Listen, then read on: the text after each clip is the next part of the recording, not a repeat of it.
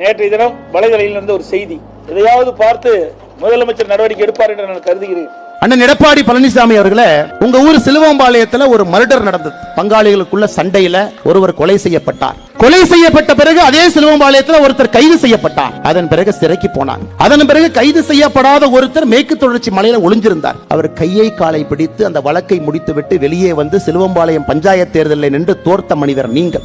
அதன் பிறகு தவழ்ந்து காலில் விழுந்து பதவியை பிடித்து எடப்பாடி பழனிசாமி தவழ்வதை பற்றி, ஒருத்தருடைய காலை பிடிச்சு கட்சி ஆட்சிக்கு வர்றதை பத்தி, மக்களால் தேர்ந்தெடுக்கப்படாம மாசம் எம்எல்ஏக்கு பணம் கொடுத்து முதல்வர் நாட்காலில் அமர்ந்திருக்கக்கூடிய எடப்பாடி பழனிசாமி, தயவு செஞ்சு எடப்பாடி பழனிசாமி என்கின்ற தற்கொலைக்கு எந்த விதமான அதிகாரம் கிடையாது.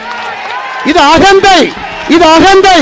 2026 புரட்சி தலைவர் புரட்சி தலைவர் நடத்திய இந்த கட்சி இது போன்ற கிழக்கு தலைவர்கள் என்று வழிநடத்திக் கொண்டிருக்கின்றீர்கள்.